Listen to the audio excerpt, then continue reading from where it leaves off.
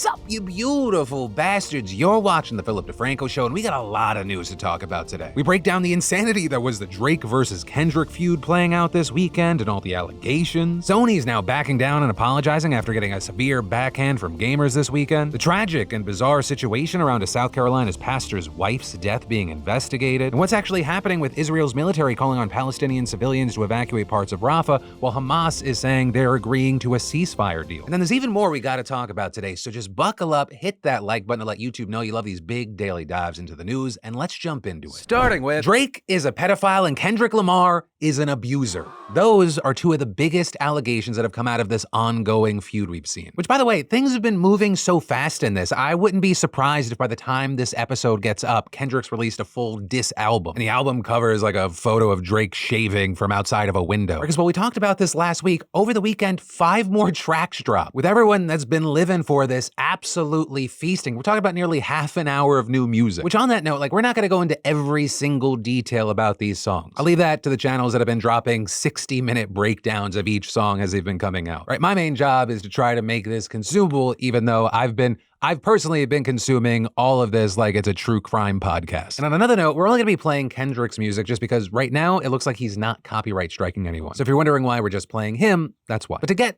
to some of the big claims, we'll start with the song 616 in LA, which Kendrick put out on Friday morning, suggesting that Drake's team is turning against him and that he is an operative on the inside. But then later that night, Drake shooting back with a song called Family Matters, where he dove into Kendrick's relationship with his fiance, suggesting infidelity, then hurling domestic violence allegations by saying they hired a crisis management team to clean up the fact that you beat on your queen. The picture you painted ain't what it seemed. Also saying that one of Kendrick's kids isn't actually his. But then, before most could even post their takes about this song on Twitter, Kendrick dropped a response titled Meet the Grams. Like, Drake dropped as I got to the movie theater to watch The Fall Guy, and Kendrick responded before the previews were done. And in Meet the Grams, Kendrick addressed members of Drake's family one by one, right? Starting with his son, with Kendrick apologizing that he has to grow up with Drake as his dad. Also claiming Drake has a secret daughter, saying, "Dear baby girl, I'm sorry that your father not active inside your world.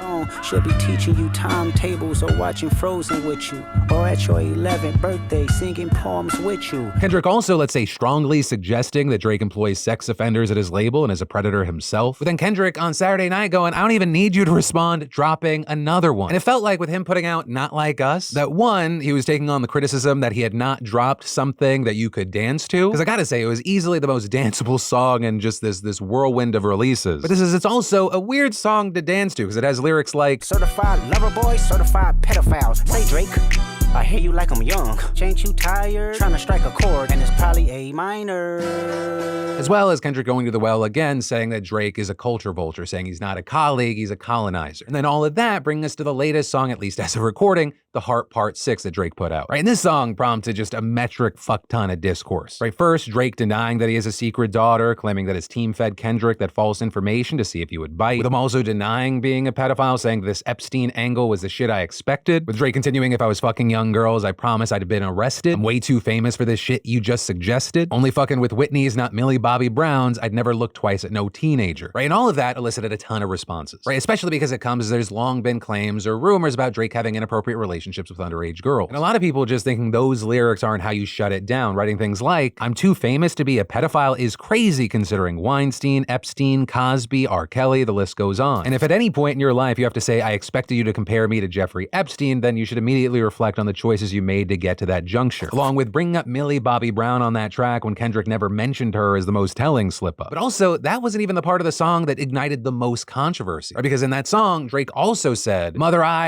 wait a second, that's that one record where you say you got molested. Aw, fuck me, I just made the whole connection. That's why these pedophile raps is shit you so obsessed with, it's so excessive." Right? Drake essentially saying Kendrick's so obsessed with calling him a predator because he himself is a victim of child sexual abuse. But the thing is, in that bit, Drake appears to be referencing Kendrick's song called Mother, I Sober from 2022. And in that, Kendrick sings about his family's history with sexual abuse, but when it comes to himself, he says, "Family ties, they accused my cousin. Did he touch you, Kendrick? Never lied, but no one believed me when I said he didn't." So Kendrick saying there was an accusation, but he wasn't molested. Right? And so with that, you have a number of people saying not only did Drake fully misunderstand that song, but also his choice to seemingly make fun of Kendrick under the false notion that he was a survivor of abuse is disgusting. Writing, "You hate pedophiles because you got molested is the worst angle I have ever heard in my life. And using child molestation accusations and mocking real victims of it is just tactless." Right? And while obviously you have people in both camps, the general online consensus right now is that Kendrick's winning this battle. There were things like "Nah, Drake" even trending on Twitter this morning, with Kendrick's 2 songs top in Spotify's charts right now, people comparing the view and like to dislike counts on YouTube. Right? But all of this is there's still a ton of people coming to bat for Drake. Some dismissing the claims against him, arguing what Kendrick has said is just as bad, saying that Kendrick shouldn't get off easy from these allegations that he abused his fiancée. And as far as maybe why that seems to be taking a back seat with a lot of people, you have some saying that it's because no one believes Drake right now and he's already gotten stuff wrong. And others adding, people don't want to believe anything Drake is saying about Kendrick, yet have no problem believing what Kendrick is saying about Drake, which is probably untrue. Kendrick is exposing a cultural reality that people don't trust Drake. You can't fight people's feelings. Drake lost. He lost because, fair or not, no one cares if anything he's saying is true. But then also, all of this is playing out as there are a number of people that aren't really taking sides as much as, a number of people are saying, if you pull back from this, you pull away from the fun aspects of when famous people are having drama, the things that are being rapped about, they're serious allegations. They are things that people literally go to jail for. But instead of seeing possibly criminal investigations, we're kind of just seeing people crip walk to allegations of someone being a pedophile and someone beating their fiance. But again, that's just kind of where some of this discourse is right now, some of the claims. And with all that, I gotta pass the question off to you. What are your thoughts with this whole back and forth and the situation in general? And then we need to talk about Pastor John Paul Miller, because this whole situation starts with him giving a totally normal sermon to his congregation in Myrtle Beach, South Carolina. But then at the very end, he drops this 2,000-pound bomb on them. I got a call late last night. My wife has passed away.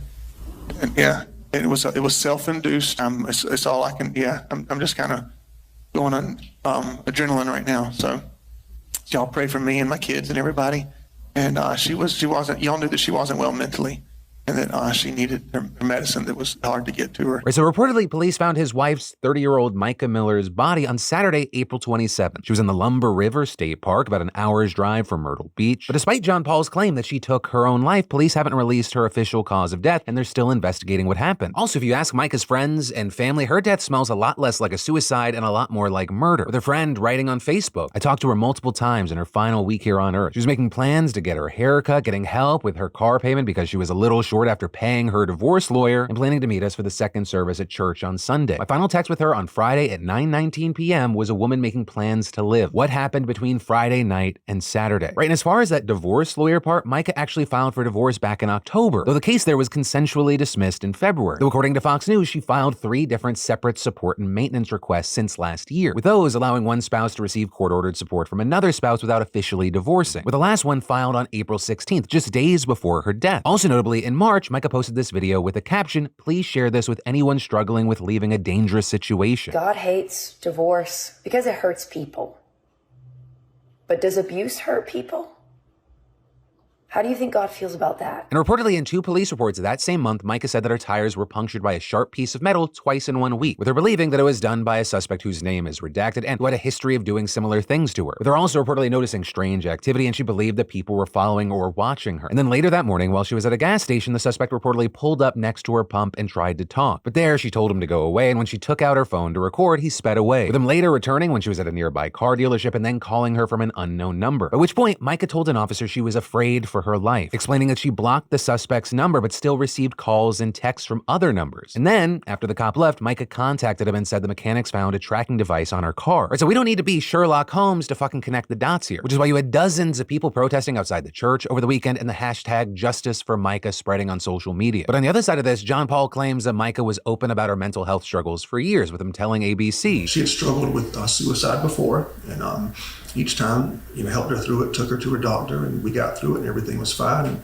she even gave a few testimonies here at church. We have on video of times where she had battled suicide, but God took care of her and got her through it. But with all that said, right now, we have to wait for the police to finish their investigation. Though until then, of course, I gotta pass the question off to you. What are your thoughts here? And then, it's hard giving up things that we enjoy, and it sucks. But if you tweak your brain a little bit, it's not about giving it up, it's more like switching it up, right? Switching it up to break that bad habit that you have, it can be easier thanks to the fantastic sponsor of the PDS, Fume. Because Fume's an innovative, award-winning flavored air device that takes your habit and simply makes it better, healthier, and more enjoyable. And they offer different flavors from orange vanilla, crisp mint, which I found quite refreshing, and sparkling grapefruit. Really though, I didn't know what to expect, but I was surprised at how flavorful it was. And the fidgeter in me loves the movable parts and magnets. It's balanced just right, keeps your fingers busy, which helps with anxieties that come with these types of changes. You can even adjust the airflow to your liking. I also like the magnetic stand that they have for your Fume, so there's no more losing it around the house. And that's it, you're just breathing in naturally flavored air through an award-winning device. No artificial flavors, nasty chemicals, or batteries involved, just flavored air. And Fume has served over 300,000 customers, and you can be the next success story. For a limited time, you can go to tryfum.com/DeFranco and use code DeFranco to get a free gift with your journey pack. That's tryfum.com/DeFranco, code DeFranco. And then, y'all, Sony just got smacked in the face by an army of gamers. And specifically, what I'm talking about is that Sony was just forced to back down from arbitrary account requirements after it nearly killed Helldivers 2, right, one of its most recently successful games. And notably, Helldivers 2 being a hit was kind of a surprise, right? Currently, this constantly memed about third-person shooter, everyone goes, oh yeah, people love it. But when the game launched, it was kind of a surprise. I mean, initially there wasn't nearly enough servers to accommodate all the players, which is, yeah, granted a good problem to have if you can fix it. But also notably, a big part of the success was that the game was available on both PlayStation 5 and PC via the Steam store, right? And players from both could play with one another. But in a now-deleted tweet on Friday, PC players were told that they would need to link a PlayStation Network account to their game in order to continue playing it by next month. And the backlash here was immediate and for a variety of reasons. Right, for many, it was simply that Sony has a horrendous record keeping its user data safe, with, for example, one review on the game's Steam store highlighting 7 data breaches linked to compromised PlayStation Network accounts. And that data can be really sensitive, like addresses and official government IDs. You also had notable people in the space sounding off on it, with, for example, Mutahar from Ordinary Gamers summing up what a lot of users felt when he said, fucking hate this trend of having multiple accounts and services for every online game I want to play. Although you had others noting that it's not unheard of in the industry, with games like Sea of Thieves and Halo Infinite requiring a Microsoft account on top of whatever store account you use to buy the game. And as a matter of fact, this fact was used by some to claim that critics of Sony's decision were being a bit hypocritical, as they didn't seem nearly as angry about that. And users also felt that even though the Steam store did say that a PSN would eventually be needed, it was kind of hidden, which was also compounded by the fact that while Steam is available in a ton of countries, PlayStation Network isn't. So there was actually a sizable number of players who bought Helldivers 2 that would no longer be able to access the game because they couldn't get a PlayStation Network account. And that fact in particular set a lot of people off, like with Thor from Pirate Software, who wrote, removing access from Steam players unless they make a PSN account and link it months after release is absurd. Review changed to negative and I have filed for a refund. And when those countries were officially cut off over the weekend, he added, Sony has now removed access to Helldivers 2 in every region that cannot make a PSN account. This denies access to every player that bought the game in those regions over the last several months. You can no longer buy the game in a number of currencies tied to those regions. In closing, never seen a golden goose killed so publicly in my life. Right, and all of this leading to the game's Steam review going from overwhelmingly positive to overwhelmingly negative, which is a massive deal because most of the game's players are on PC. Also, something that gamers had a little more of a mixed opinion on is how much blame should be given to the game's developer, Arrowhead Studio. With some saying things like, I think it's important to remember that with everything going on around Helldivers 2, their studio, Arrowhead, is not to blame. Arrowhead has never been an indie studio despite claims otherwise, and this falls entirely on the publisher getting too involved. Though that, as others countered, the Helldiver devs were fully aware of the PSN requirements for 6+ months, yet the narrative will be to blame Sony. Microsoft, Ubisoft, Blizzard all have this same policy on multi-plats. Arrowhead Studios' blatant incompetence turned a small problem into a disaster, in my opinion. And so on one hand, you have people saying Arrowhead made Helldivers 2 and they could have better informed gamers about the PSN requirement. But on the other hand, as Arrowhead's CEO pointed out, they don't have any say in how the game is sold. However, he did also take quite a bit of accountability and tweeted, I do have a part to play. I am not blameless in all this. It was my decision to disable account linking at launch so that players could play the game. I did not ensure players were aware of the requirement, and we didn't talk about it enough. We knew for about 6 months before launch that this would be mandatory for online PS titles. However, there is very good news at the end of all this, and that is Sony has backed down. The requirement to link Helldivers 2 to a PSN account, it's officially been dropped. And it also right now doesn't seem like it would be coming back, with a company tweeting last night, Helldivers fans, we've heard your feedback on the Helldivers 2 account linking update. The May 6th update, which would have required Steam and PlayStation Network account linking for new players and for current players beginning May 30th,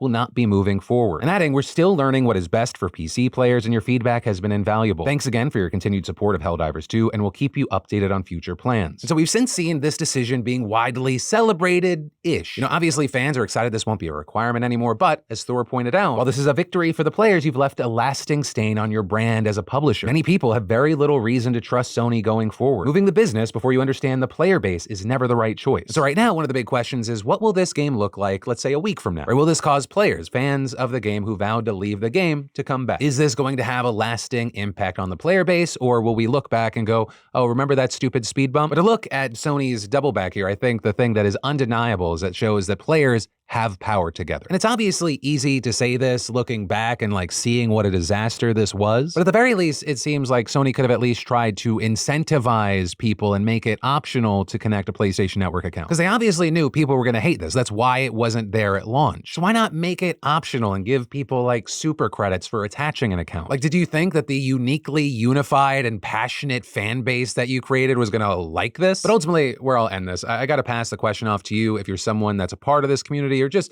you like gaming in general, what are your thoughts here? And then, so the big news about Israel and Gaza today, it was initially just going to start with how Israeli military told Palestinian civilians in eastern Rafah to evacuate immediately. But also now, as of recording this story, Hamas has said that it has accepted a ceasefire proposal. So let's break down what the hell is going on. So Israel made that announcement this morning ahead of an expected Israeli offensive. One that notably the White House, as well as the UN, WHO, and other multinational organizations have said could have catastrophic humanitarian consequences. And to that point, in the 7 months since the war began, Rafah has become one of the most crowded places on earth. There are 1.2 million people currently sheltering in Rafah, and most of them fled from other parts of the Gaza Strip, with them now living in tents and without access to sufficient water, food, and medicine. And notably, those who are being asked to evacuate have been told to go to a small stretch of coastal scrubland, an area already hosting several 100,000 displaced Palestinians. And so specifically, it's about 100,000 civilians that are being asked to evacuate. And this, as the IDF says, that about 5,000 to 8,000 Hamas fighters are hiding there, with them saying that it's the group's last holdout in Gaza. And a spokesperson for the IDF, while sharing evacuation instructions in Arabic along with an animated map, had said that the IDF will act with extreme force against terrorist organizations in your areas of residence, as it has done so far. Anyone who is close to terrorist organizations puts his life and the life of his family at risk. And notably, as I touched on, there has been near universal condemnation from world leaders, the UN, and international organizations. You have the French Foreign Ministry, for example, releasing a statement today reiterating its firm opposition to an Israeli offensive on Rafah, as well as noting that the forced displacement of a civilian population constitutes a war crime under international law. You also have the EU foreign policy chief calling the evacuation order unacceptable. And all this as the head of the Norwegian Refugee Council has said that an Israeli military offensive in Rafah could lead to the deadliest phase of this conflict yet, which notably has already been an exceptionally deadly conflict, with upwards of 34,000 Palestinians killed since its start, according to the Gaza Health Ministry. And all of this as the US has been more measured in its response, but also Biden has still consistently urged Netanyahu against an assault on Rafah, with in fact this morning the two speaking and Biden again expressing concerns about the human cost of such an offensive. But at the same time, Netanyahu has said that the Israeli military would conduct its offensive into Rafah with or without US support. And in fact, in a speech yesterday marking Israel's National Holocaust Remembrance Day, he said, I say to the leaders of the world,